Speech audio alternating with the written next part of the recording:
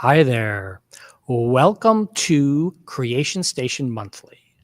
This is our monthly show where we talk to two semi-strangers. We'll get to that in a second about a topic that they're really passionate about. This is our long show. We're going to go 45 minutes an hour. So sit back, relax, or do the dishes or whatever you're doing while you're watching our show today, because I've got two guests on here. By the way, I didn't say the word out loud because I don't want to surprise anyone, but we're going to talk about that in 1 second. Rosie, how are you doing today? I am just wonderful. How are you? I am great. And Nick, thank you very much for being here. My pleasure. As people, longtime listeners of the show should know, we always invite two strangers on who don't know each other. I always try to find cool experts on a topic, and I just nabbed two of the top experts in Florida on this topic, and they happen to be on the same teams together. So we're going to work with this today. It is the Chinese New Year, and our topic is herpetology. So if you're afraid of snakes, we're not going to put too many pictures of them up there. Don't worry. We're going to talk about cool stuff and why they're important and why you need to save them. Rosie, lead us off. Tell us who you are and what you do. My name is Rosie Moore. I'm an ecologist. I specialize in apex predators, so I work with a variety of animals, but I really specialize on reptiles, snakes, crocodilians, and I dabble in shark research as well. Dabbling in sharks. Yeah, I've seen the video. Nick, you were actually on a library show 3 years ago during the pandemic when we had you guys on out there at Sawgrass. So tell us about who you are and what you do out there. All right, so I am the curator of Sawgrass Recreation Park, so I'm the head caretaker for taking care of the animals. We work with mostly rescue alligators, crocodiles, also all forms of reptiles, turtles, tortoises, snakes. Personally, in my education, I actually have a background in marine biology. That's what I initially did, but I followed my passions and a matter of luck, and one thing led to another, and I found my dream job. That's a very awesome thing. So different question than I normally ask. How did you guys meet? How did you guys end up working together? So me and Rosie, we actually, funny enough, we met going on the same trip down to Belize to go and do crocodile research, where we had friends in common, and we ended up going down to Belize, going to study the American crocodiles. We did almost die on a boat ride. That was one thing. That was a lot of fun. Yeah, we did get stuck in we got stuck in a storm offshore where we had to go. We were in a place called Monkey River Village, and we had to leave Monkey River Village in order to go over to where the crocodiles were. So they had us get into a longboat. And now we did go out. While we were going back, a storm hit as we were offshore. But the trouble was that it's mangrove habitat, so there really is no shore. It's just walls of trees. Yeah. Can't really climb in. So we were out in these waves getting thrown around, and the fuel pump died on us 5 times on the way in. And I know a thing or two about boats, so a fuel pump dying is pretty serious. So by the end of it, we were all going nuts, but we were kissing the ground once we got back. But it was very serious. It was like not a joke. My friend Nicole looked at me. She was a fellow researcher, and she goes, "Rosie, I've never seen you look scared." She's like, "When I saw you looking scared," she's like, "I knew it was serious." We were like taking on so much water. We were so far away. And the guy, do you remember? He actually he meant to take us through the mangrove route, but it was raining so hard that he couldn't find the original route. So we had to go a whole different, more open way. And so we were just taking on water and taking on waves. And we were all hugging our belongings. Like I had camera gear in my hands that was not fully waterproof. And we were just praying we'd be able to dock and make it back. Mm-hmm. Oh, and the bilge pump died as well. That was one thing. Yeah. Okay, so that's going to lead me to jumping to one of our questions we usually ask at the end. What's your favorite piece of gear? What would you have gone through if you had lost that camera or something like that? I would have cried. I would have cried so hard. That had all my memories and my memory cards on it and stuff. I mean, it's not my favorite piece of gear, but it's more of a vapid one. It's more of your memories and your footage and your experience from the time. I think there's more important gear to have, but it's my camera's my baby. Mm-hmm. Tell me about that, Nick. What for you out there is that critical piece of gear that you can't lose? In that given moment, considering it was night, I would say flashlight. All right, that's valid. Nick. That's valid. That's very valid. Yeah, definitely. Now, I have a question for you both because you guys both have very active Instagram feeds. You guys are both doing what I call science advocacy is what I do, which is a topic we're going to cover later on this year.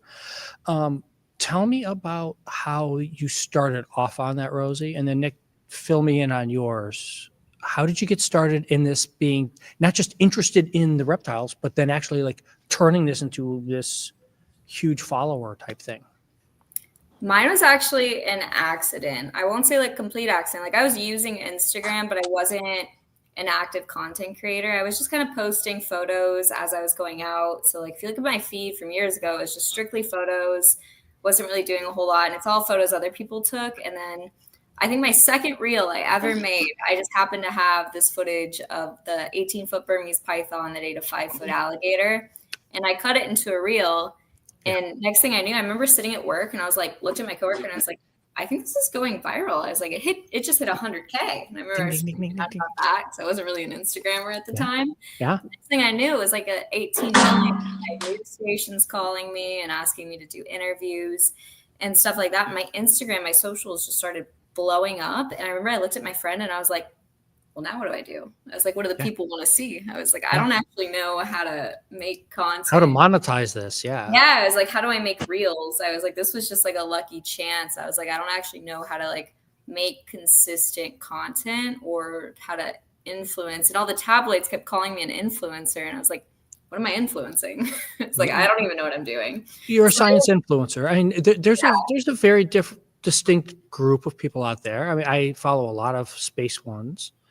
And obviously I follow both of you guys. I mean, it's one of those things where, you get a cool, fun science feed going on. It's a good thing. Yeah. To avoid some. It takes a second to find your voice though, or find your style of content or what you genuinely like making and putting out there that you think is reputable, but engaging and keeps you both, especially because Nick and I are very in the industry, both with science, but also with captives and stuff like that.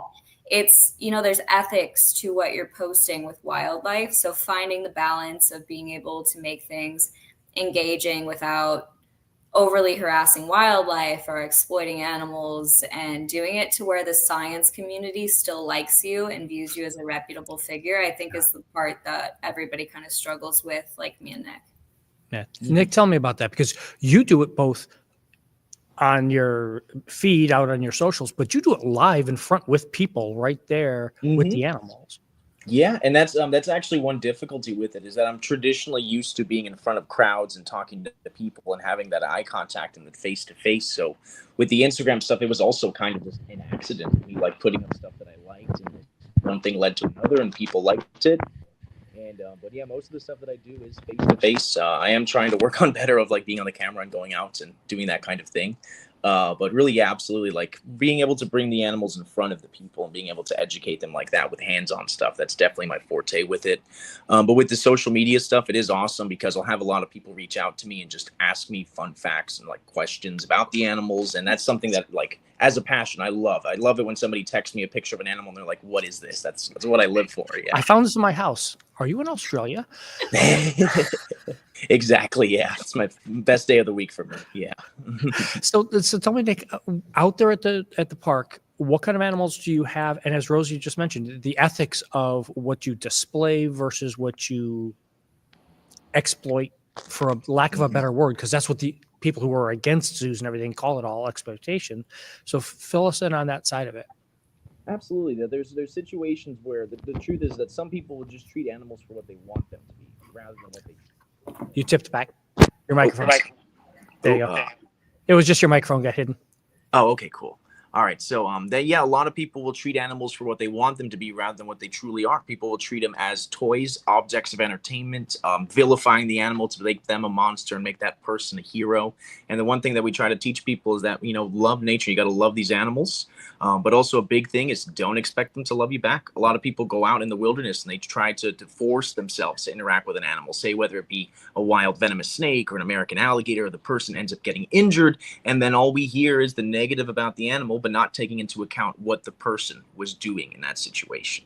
So absolutely, yeah, that we need to be careful with our ethics of how we're doing that out there, and treat animals with respect, with them in captivity. Most of the alligators that we have were ones that were deemed to get euthanized because somebody had fed that animal to the point to them approaching a human looking for food, that animal coming into captivity, period, is enough of a culture shock for the animal. So here with our alligators or crocodiles, we don't wrestle them. Wrestling, it is a stress factor. And these guys, they do have sensitive cardiovascular systems. For alligators or crocodiles, now they can be explosive. They can jump out of the water at 20, 30 miles an hour. But if you were to manhandle some of these animals for over 15 to 20 minutes, that alone can kill the animal.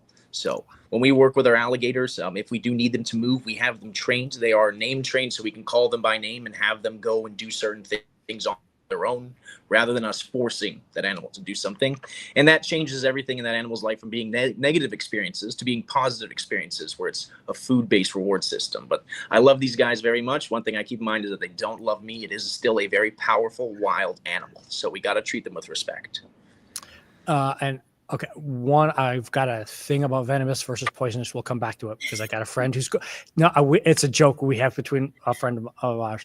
But Rosie, I want to bring that what Nick just said is because you have scuba diving video of you with the gators live out, not like ones that Nick has, out there in the swamps, out in the glades. Yeah, What the heck are you doing? Do a lot of gator diving. That's something that I got into probably the past 2 years, and I learned from people that have been doing it for a long time. Something important to note about that too is the only reason I'm able to get that close is because those are nuisance gators. Wherever you're diving with gators like that, the only reason they're letting me get within 6 inches of them is because they've been habituated, they've been fed. A wild gator would never let you approach them like that. The second you put your foot in the water, they would be out of there. Like, gators really want nothing to do with you in the wild.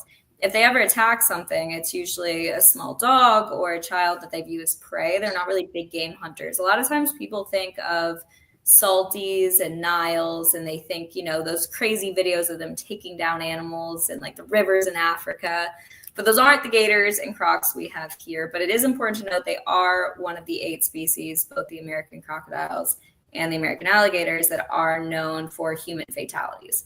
So while they can kill humans, they're not ones that actively seek out an adult human as prey. So they're not as likely to approach you and attempt to attack you. So it still is very dangerous. And I'm taking precautions when I'm in there that I never really disclose because I don't want to encourage people to do it. But there is a methodology to what we're doing. Same thing as shark diving, that I'm doing very specific things to, if the gator starts acting weird, there is an emergency protocol for what I do to get away.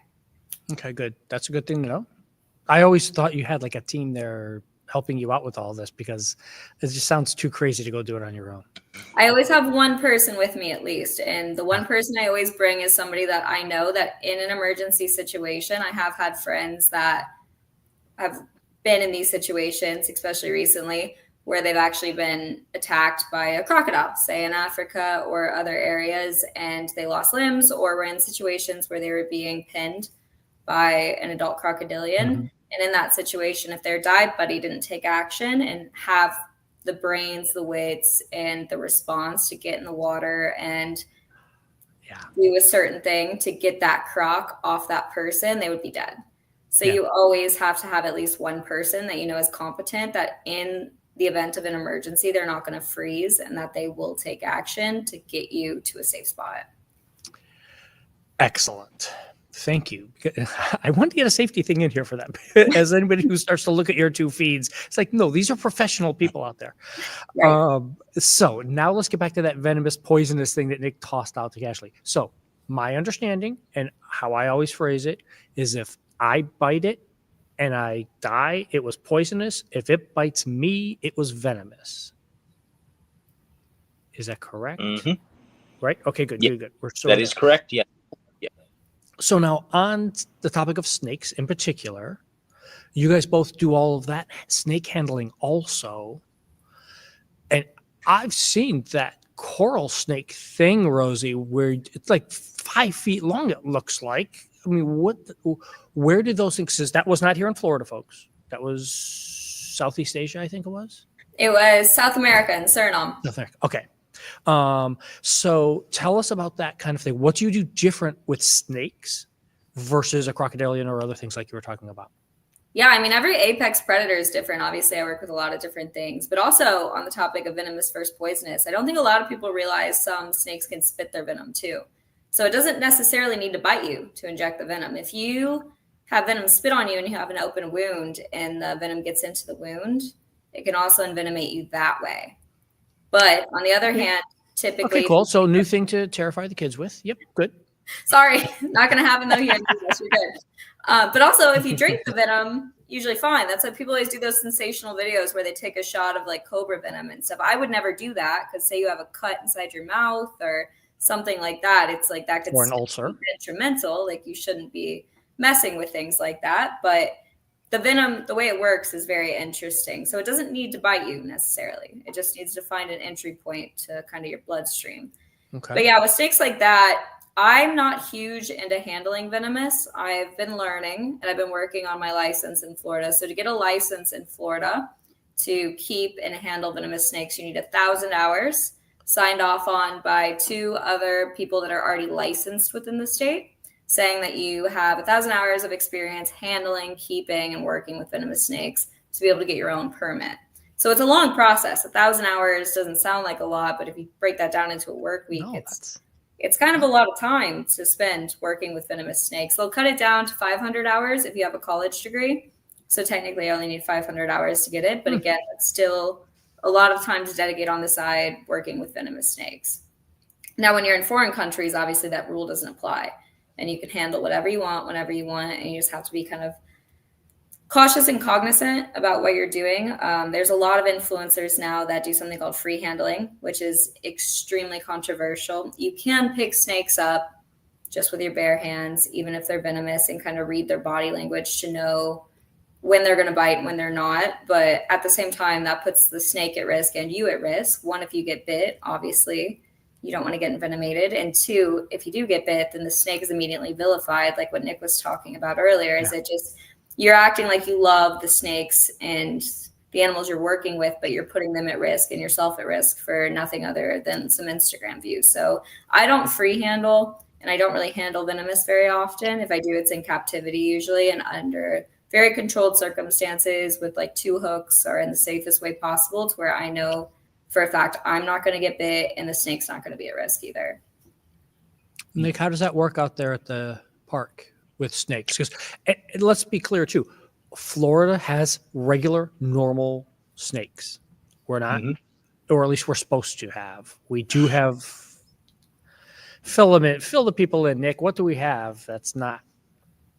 So yeah, the biggest one that you're going to see on the news is going to be the Burmese python. That they were introduced in the Everglades, that they have spread out throughout South Florida. Now, they are invasive. When it comes to native venomous, we have the water moccasin, also known as the cottonmouth. We have the pygmy rattler. We have the diamondback rattler. We have the coral snake and the copperhead. But you'll find those guys more further north here in Florida. Now, for non-venomous snakes, we have the rat snakes, the corn snakes, the water snakes, which are commonly confused with the water moccasin. Unfortunately, the water snakes we have in our state, they do mimicry, where if you are to scare them, they will flatten out their head into the shape of a water moccasin, attempting to confuse you into leaving them alone. But unfortunately, that can result in them getting killed.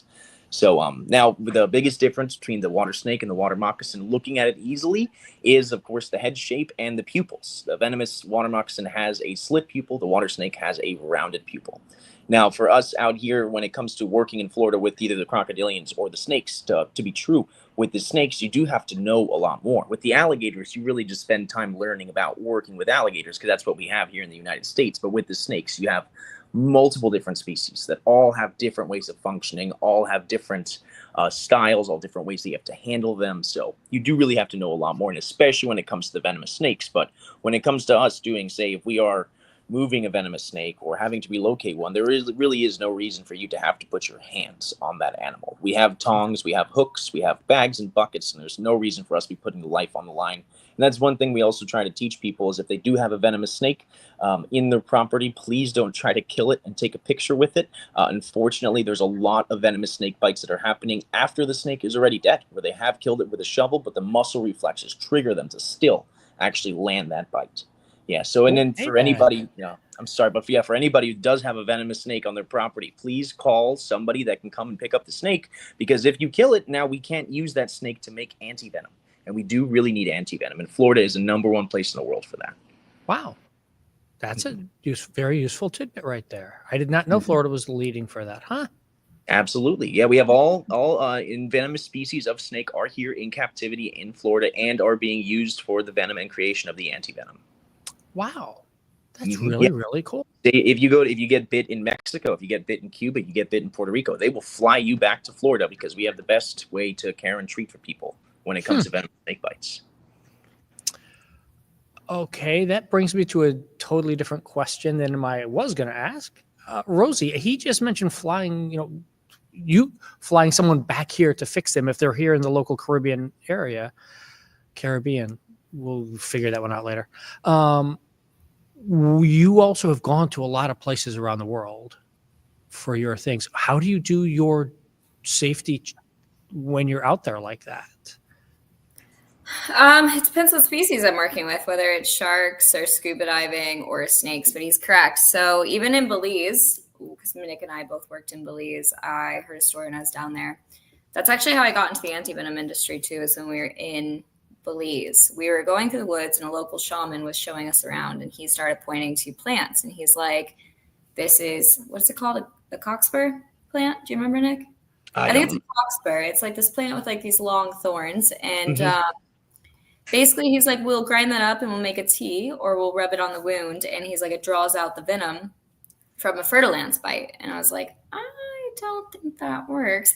And he's like, but sometimes, he's like, now we have an increased availability of coal. He's like, so sometimes if we have coal available, we use coal to draw venom, which doesn't work. A lot of people think you can suction out venom. Yeah, that's exactly it. You can suction out the venom, do things like that. But that actually is false. Once you're envenomated, like it gets pumped through your body so fast, like you can't draw it out. That's not true. So I was looking into medicinal ways, and globally, like herbal and medicinal treatments for snake envenomation is huge. Like in the US, we obviously go straight to a hospital, but you have to think if you're in Kenya, I watched this documentary and talked to some of the researchers there. They said sometimes it's a 24-hour trip to get to a hospital, and they have very priority venomous snakes. So ones that if you're bit, you could be dead within a few hours. Whereas the US, we don't really have that. Most of our snakes are pretty mild. Rattlesnakes are our biggest concern. So a lot of places, they don't have access to hospitals, even if they have an access to a hospital. So like in Belize, this little girl was bit by a coral snake, actually in the same area we were working in. She made it to a hospital, but that hospital did not have an adequate stock of antivenom. If you get bit by a snake, do you know how many vials of antivenom you need?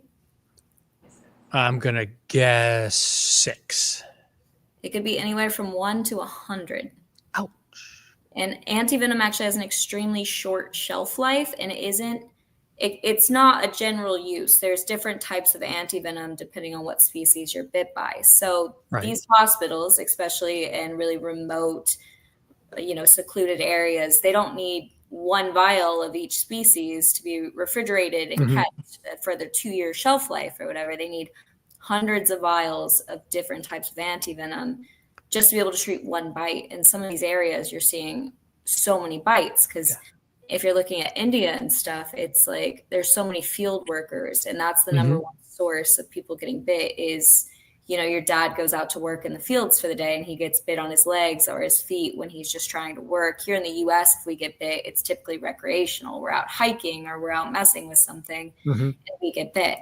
So there's this whole nuance with getting treated for snake bites that it's very important to look into where you're going and an adequate treatment plan. The World Health Organization actually has a map now. So whenever you're traveling, they actually have all the hospitals that have adequate antivenom supply and the distance from your location. So you know exactly where you need to go. And they not only need to have the antivenom supply, they need to have the support like respiration treatments and things like that to be able to sustain life if you are in an emergency situation.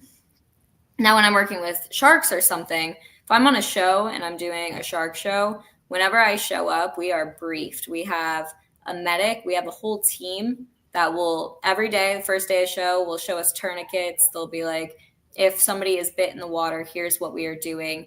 Everybody on the boat is trained on tourniquets. They are trained on what happens in the case of an emergency. We are briefed on, if you guys have an accident right here today on this location, the hospital is 30 minutes away. We are flying you out. The plan is to medevac. I did a lot of work in really remote islands. I can't really talk about what I was doing yet, but we were doing some work in some very secluded spots with some really dangerous marine predators. And they would brief us like that every day. They're like, okay, we just showed up in this island.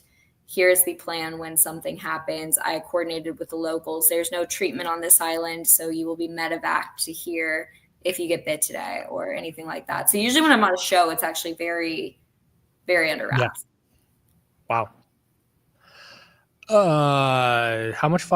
How many do you have out there, Nick? Do you have that on hand at the camp, or do you out at the park, or do you have to come into the hospital? Yeah, we would have to, if anybody here were to be bit by a venomous snake, they would have to be brought to the hospital. Thankfully, we're pretty close to it. It wouldn't be too bad. Honestly, if it was out here, they would probably end up sending a helicopter if it was a serious bite.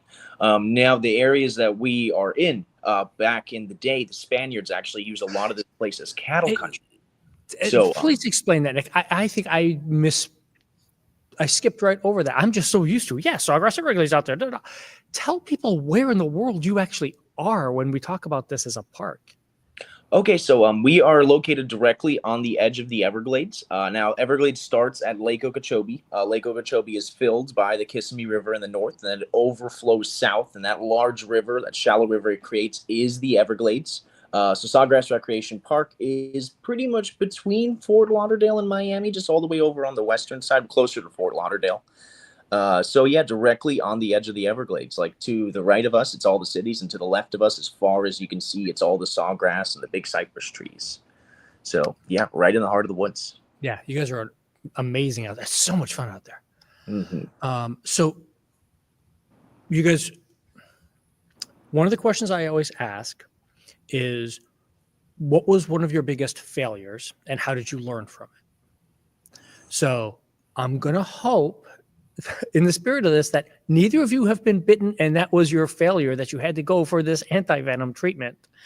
But tell me, what was something that went wrong for you, Nick, that you were like, okay, I've learned my lesson. We're going to do this differently from now on? Well, I could say that's something that I just learned when I was younger, is that when we're getting into situations of working with animals. Now, I work with alligators, but I work with the alligators at my park that I've been working with for years. Now, when it comes to other places and other alligators, all these animals have personalities just as unique as humans.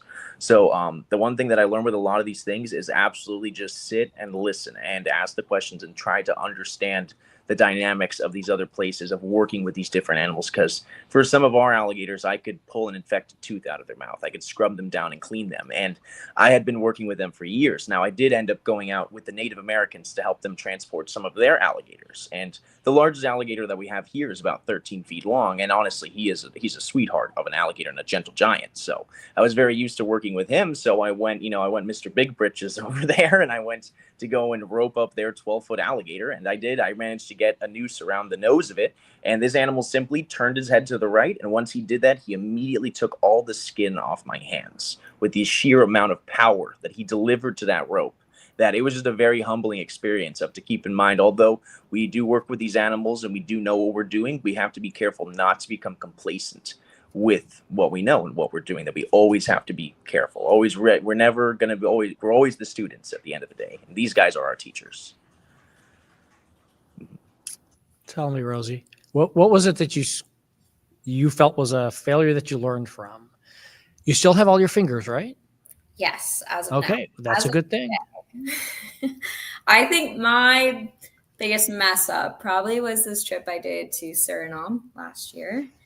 And I was just really busy and I was just going with guides and I just didn't do my due diligence before going on this. It was a legit expedition. And Suriname is highly underdeveloped still. So I wasn't prepared. I ended up doing a lot of things that, when I reflect on now, definitely could have gotten me killed. I ended up getting dengue fever. I actually didn't know I had dengue fever, and I'm so hard-headed. I tried to just power through it and not complain, because I didn't want to be the girl that was complaining. So, I mean, I came down with like this feeling like my eyeballs were being pulled out of my head. Like I knew something was wrong because everywhere I looked, I'd never felt something like that before. So I knew something wasn't right. And then I came down with like over 100-degree fever. I remember sitting in the shower in the jungle, just trying to calm down and like cool off. And I hate cold water. So that says a lot for me. And then that same night, we had to hike 12 miles to the top of a mountain because we were looking for different snake species. And I did it. And I remember thinking the whole hike up, I was like, I might die on this mountain. And I was trying to eat like Cliff Bars and stuff because I was like, maybe I just need food. And I was drinking Coca-Cola, which I never drink soda, just trying to get calories in me. And I wasn't okay. To make things worse, I picked up a snake after somebody showed me it, and I didn't know what it was because I didn't know all my South American snakes. And it turns out to be mildly venomous, and it bit me. So while I had dengue fever, I got bit by a mildly venomous snake. And then we all went into a bat cave chasing a crocodile. And then later I got paranoid that I was exposed to rabies. So I actually just got a rabies shot again like a month ago, because now I have this gigantic fear that I'm going to become rabid at any moment, which apparently won't happen now that I've been vaccinated so many times. So I just learned from that. And even reflecting on that, I'm like, I could list like 5 different things, and I swallowed some water, stale Amazonian water while I was there. And it's like the freshwater amoeba thing, yeah, freak me out. So there's like 5 things that happened on that trip that I'm like, genuinely could have killed me. And Rosie's really bad week. Yeah, it was 10 days. So almost died 5 times in 10 days. So we're batting 5 out of 10. So I learned from that. And maybe we'll see. We'll try it again next time. But I think I learned from that. And I think I learned the importance of prepping for legit expeditions and just being aware of, I don't know, just a lot of hazards that we don't deal with in Florida. Okay. So now the question I usually start the whole show with was, how did you get into this when you were a kid? Were you out in the backyard playing in the mud? What were you doing to be creative that got you into this field? Well, I actually got in trouble in like 3rd grade. I remember that my teacher made me go in. My mom was a teacher, and she made me show my mom my hands because I was out digging in the dirt and trying to forage for acorns in the playground in Missouri. So I've always been weird. And then my dad is a search and rescue diver and also a pilot. So he is like kind of an extreme sports guy. And I was terrified of scuba diving as a kid. I remember crying and like staying up all night because I thought I was going to die the next day. He used to make me do like 0 viz dives over on the other coast of Florida looking for shark's teeth and stuff. And then he would lose me. Todd would get so like focused on finding fossils and shark's teeth, he would forget about me. And I was like 10 in the water behind him. So I feel like I was just kind of thrown to the wolves. I think we just found a new thing that you survived. Yeah. I joke with him all the time. I was like, Dad, that was terrifying. I was like, that's why I'm not scared of anything now. I was like, you hazed me my whole childhood. So I think that's why I'm very adventurous now. And I got into so many like cool, different like avenues of adventure sports as an adult, is because of the traumatic childhood. Tell me, Nick, how did you get, what were you doing? Were you eating grass in the backyard? What were you doing? No, we just had a patio back there. We didn't have much grass. Yeah. No, so now I grew up mostly in Miami. And like most common kids, I was a Jurassic Park kid. I loved dinosaurs. I loved reptiles, like the Steve Irwin and Jeff Corrin and Nigel Marvin. I was all about it. But I lived deep in the city, so I never really saw any of those kinds of things until one day I went out and I found a loose brick. And I lifted it up, and underneath it was a snake. Now, the snake is called the Brahimni blind snake. So initially, when I caught it, I thought it was a worm because they look identical to worms, until I pulled it up and I looked at it, and it had 2 little eyes and a small little tongue that came flickering out. And I was just so fascinated by it that was the first rope that got me in. Yeah. Yeah. That'd be me. Yeah. I'd be like, oh, this is cool. What are we doing here? Yeah. Yeah. I mean, we've got all the animals around the snakes and all this. Now we have the iguanas and everything in the backyard. Another invasive species for folks. But Rosie, I do identify. We went to the Serengeti last year, and all the shots and all the are we going to catch this? Are we going to catch that? And all those things. So yeah, it's fun. It's an interesting thing. Yeah. So you have both casually mentioned like using hooks and doing this, and fill us in on the gear you would use. You guys I want to hear the actual handling type stuff from Nick and Rosie, both of you. Do you use the same kind of gear at the park as you do out in the wild? Are you doing? I don't even know what the correct question is for this kind. What tools do you use? Yeah, well, it really depends on exactly what you're doing and what you're going for. Like, say, if we're going out and we're catching a Burmese python, we're not going to use a hook for that animal because that one we're going to have to get hands on because we're grabbing it, we're pulling it up out, and you really want your hands for that. Now, say, for the ones that we have in captivity, if we've been raising them, they are comfortable with people, so we don't really have to get so serious as to get the tongs and to get the bags or the hooks. But now, say if it is a venomous snake, we do have the traditional snake hook. Where it is essentially just like a long pole with a little swoop in it, and then we use that to scoop the snake up. And then you also have your tongs, which are pretty much, it has a grabbing end, and then you can close it on the snake in order to pick it up. And that's something you do for a venomous snake that's just wigging out and going nuts, and you actually have to like pick it up and put it inside of the bucket. I'm guessing there's a, sorry to interrupt, but I'm guessing there's a specific way of doing it. Like you can't just like grab it anywhere. You have to like grab it just behind the head or something with that. That's something that we figure out once we're there and we're looking at the snake, because it also depends on what kind of mental state that snake is in while we're going for it. So say if it's a rattlesnake that's completely calm, we will go very, very slowly underneath it and slowly pick it up as to not startle it. Now, if the animal is already startled, say if it's already in a defensive posture, then we would have to have different ways of going about it. Now, of course, with different types of snakes, you want to use different lengths. Now, say if it's a little tiny snake, you could use a shorter hook. But say if that snake on the end of the hook is big enough that it can reach over and grab your hand from where it's sitting, that's not the kind of equipment that you'd be using. So we do have different sizes of equipment for different snakes. Now, and if we are going to capture them, we can either put them into a bucket or to do the pillowcase. Now, the pillowcase is one that you commonly see when people are going out to remove a venomous snake from an area.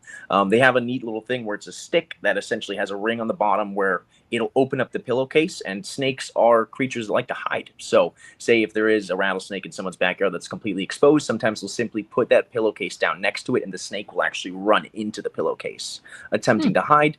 Then we can close it up. And then we do have procedures in Florida for the ways that we actually do pack up a venomous snake. You can't simply throw it in a pillowcase and put it in the center console of your car or anything like that. Yeah. So there's specific equipments of boxes with locks or zip ties.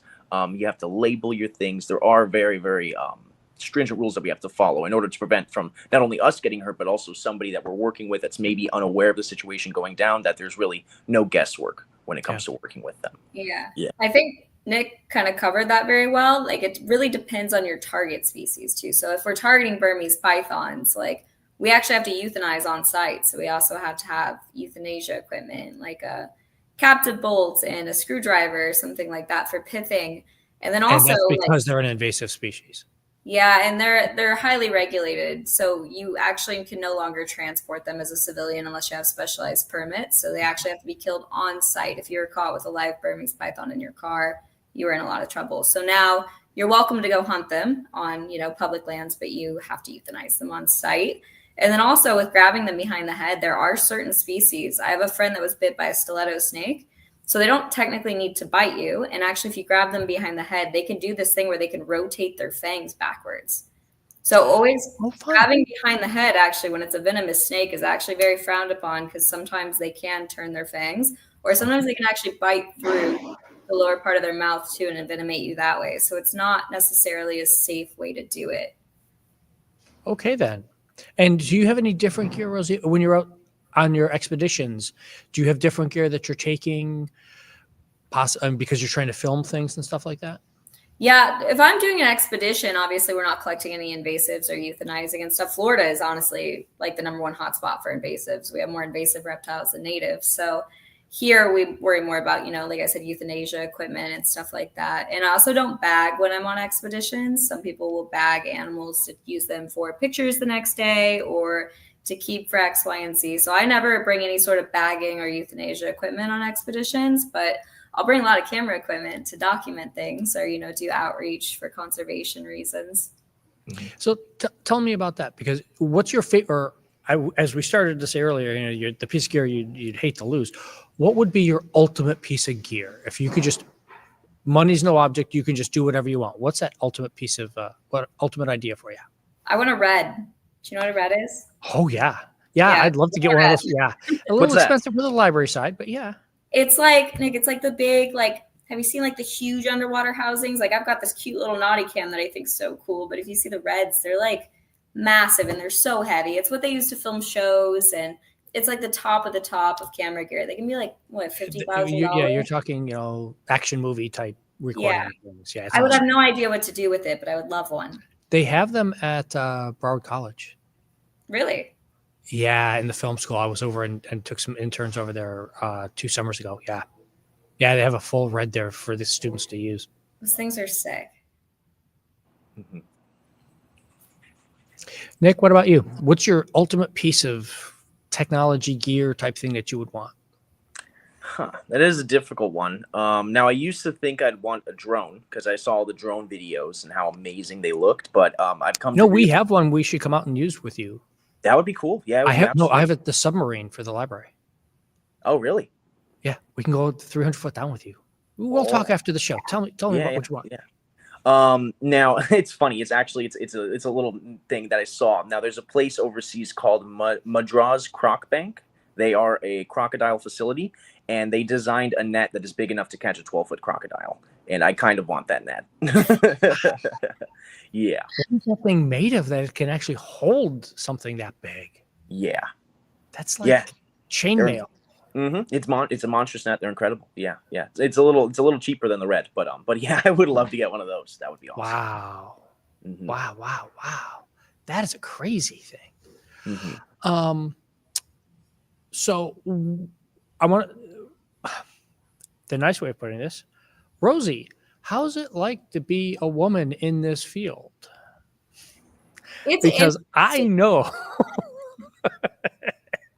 I always tell people, me and Nick have been doing like some women's herpetology outreach too. And I always tell them, it's like, even getting your venomous license and stuff, it's like, if you want to do that in the state of Florida, I literally know one girl in the entire state that has her venomous license, and she got it from her boyfriend. So if you want to learn, you have to learn from a guy. And it's like 90% of those guys are going to be creepy as all hell. And then there's 10% that are going to be so nice and just willing to teach you and just genuine about it. Like, you have to be very strategic with who you hang out with and who you associate with. And also what we do too, like herping. Big reason why I'm trying to get girls into it is because if you want to learn, like I said, most people are guys in the field. What are you going to do? Message a random guy on Instagram and have them take you out to the middle of the Everglades where you have no signal and be trapped in the car with them for 20 hours? Like, you need like more women in it just to learn from comfortably. Mm-hmm. So luckily, I have a million good friends like Nick, who's been in the field forever, way longer than me, actually. Nick was in it before I ever got into herpetology, that have helped me learn and grow in the field and like just learn in a safe, comfortable environment, which has been huge. That's a good thing. Thank you, Nick. Mm-hmm. One of the things we always talk about is how do you get into this field? How do you get into any field as a stranger, as an unknown? If you may think you're interested. Finding a little snake, you think you're interested in this, but then what's the next step that you take? And that's where the next question we always ask is, how do you make this a career? Because there's a difference in between, I like snakes and I want you to give me your feedback on this. I want to keep a small snake at home as a pet type of thing versus, no, this is going to be my job. My career is going to be reptile handling, animal outreach, stuff like that. Well, for me, getting the job here at the park, it was a matter of luck of being at the right place at the right time. It is a little bit difficult here in Florida because, unfortunately, like, we do have a lot of facilities where we have a lot of venomous snakes and a lot of crocodilians. But when it comes to people that want to come and work with the crocodiles, it's very risky to just hire anybody on, because a lot of people just want to be a social media influencer. They want to take a selfie next to the crocodile and they don't really want to do much else about it. So it is very difficult to find good people. So for people that want to get into the field, I would say the best thing to do is to find something that you're passionate about, like say like a species or a certain type of animal, to specialize, to like read deep, to get to learning and understanding of all of it. And a lot of facilities take in volunteers where you can start doing volunteer programs. And then if you really bring that passion in front of the other people that have that passion, they will absolutely help you out. Yeah. So, just going out, going to events. There are a lot of nonprofit events, fundraisers that you can go out to and then meet people. And yeah, it's who you know. Absolutely. How about it, Rosie? Yeah, I mean, I come from more of a scientific background, less of a, reptile handling background, which I like. Me and Nick have kind of like a yin and yang where we both balance each other out with that. The reptile research industry in Florida is extremely underpaid and extremely hard to get into. So I always kind of encourage people to build other skills outside of just reptile, research, maybe statistics and GIS and remote sensing. So if they ever want to leave, they have kind of a fail safe. Florida is one of the worst paid states for biologists. So it's kind of a risky thing to get into. And I always know when people go into it, they genuinely love the industry and they're not just doing it, like Nick said, for the Instagram selfies and stuff. It's like that is a commitment to where you are basically saying like, I'm fine not making money the rest of my life as long as I get to do something I love. So I have a lot of respect for it. And so tell me about the thing I brought up just before this of keep the snake in the aquarium at home idea. How does that actually work? Good, bad, and different? I'm not really huge in the pet industry. Like I don't own a lot of captives and I don't really support buying captives that much. I have a lot of friends that have captives, love them, support them 100%. But Florida has such an issue with people just buying pets and releasing them when they realize they can't take care of them. Or there's these whole underground industries like chameleon ranching here where people are taking an invasive species, they're putting it in trees and they're letting it thrive in the wild and then collecting them and then selling them to the pet industry. So the further you get into the pet industry, the more messed up and crazy stuff you find. So the Florida reptile industry, there's a lot of nuances with it, and it is a very touchy subject, especially within me and Nick's industry, to give any solid stance on captives versus not. Okay. Oh, that's one thing I could add to it is that now when it comes to people owning pets, now a lot of pets are impulse buy, where people simply buy the animal because they want it and then they figure out everything else afterwards. And that's when you'll have somebody that has a 4-foot ball python in a 10-gallon fish aquarium.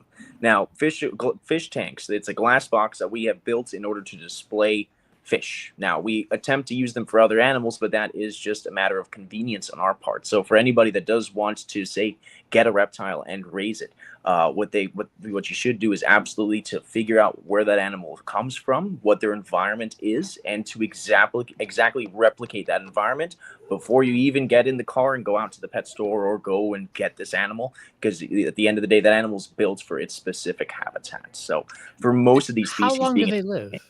When we're talking snakes here, are snakes years? That's a difficult one because that really balances on how long can we keep them alive in captivity versus how well can we record their lifespans out in the wild. So for a lot of snake species, we honestly don't know how long they live. We used to think they lived, 10 to 15 years. Now we're thinking that it's actually probably over 60 years old, that they could live a very long time. There was one interesting thing that I heard about in Cuba, Guantanamo Bay. They have a lot of forests that no people are allowed to go in, and in other areas they have the Cuban boa, which it's a long snake, but they're very skinny because they are arboreal.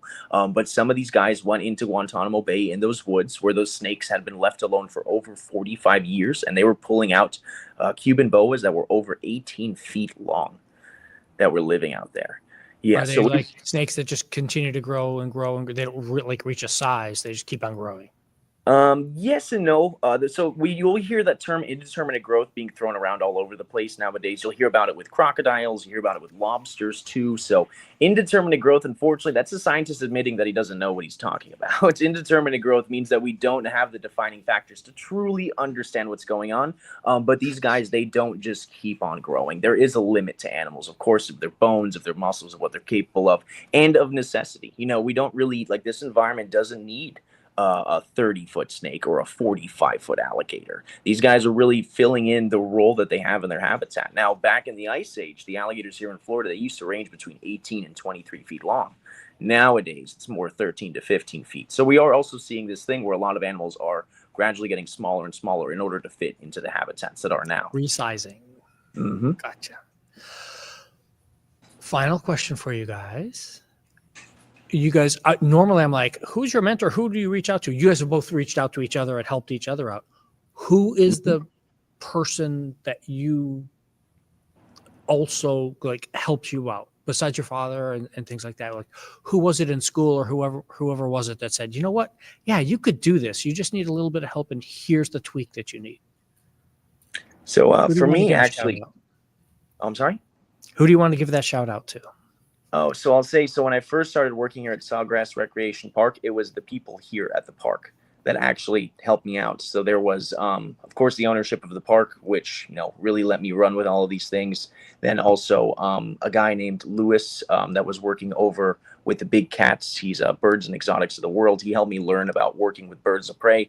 He also taught me ways to, of course, be very safe, not to get myself hurt. But here working at the park, being able to go out in the public and like build up my confidence and stuff like that of talking to the people. So them, and then of course, all the people that we saw on TV back in the day. They absolutely helped. Yeah. Now, there are some with the Steve Irwin. I love Steve Irwin. He was like my favorite guy growing up as a kid. But unfortunately, with a lot of that stuff, he was honestly throwing his life on the line in order to get people's attention. And that's something that I think that we should start to steer away from now in the future, that we don't really have to risk our lives to get people's attention. We can try to bring out the science and the other fun parts of it, rather than trying to get that clickbait kind of thing. Yeah. How about it, Rosie? I had two girls that I worked with at my first herpetology lab. It was Jen Nicole and Nicole Jennings. Well, what's her name now? Nicole Hernandez. She just got married. They were both my mentors because I had started in herpetology and I knew absolutely nothing. And they would spend their whole weekends looking for snakes with me and like taught me everything. How do I do the snakes? How to like get more comfortable. Nicole had been working in herpetology for a long time, would take the airboats out, help me catch gators, and like walk me through anything I couldn't figure out or needed to know. And it was just really nice having two girls in the fields that were very competent and knew so much more in the industry than me that would take the time to walk me through all those things. That's an awesome thing. Very good to have that support. That is, and I follow a couple of the people that you follow also out there. Emma is the one that I seem to have made comments with back and forth with a little bit. Yeah. Yeah. Okay. We have gone really long for our shows here for everybody. I want to thank both of you so much for being here. All of their contact stuff is. I didn't even wait. No, I didn't talk about. Rosie, you've got a book out. Oh yeah, it's okay. It's on my page. It's there. I put a link to this in the show notes for you. But tell us, what did you do with this? I wrote this book on adventures in Florida, and it's all of my favorite spots to go to see different wildlife, or if you want to see venomous snake milkings, or go swim with sharks, or do any of the crazy things I do, but safely. This is your guide. That is an awesome thing. Awesome thing. We will have to wrap this up, but thank you both very much for being here today. If you have any questions for our guests, reach out on their Instagrams. They are really good at responding to people. Mm-hmm. And everybody, have a great week. And we'll see you next month.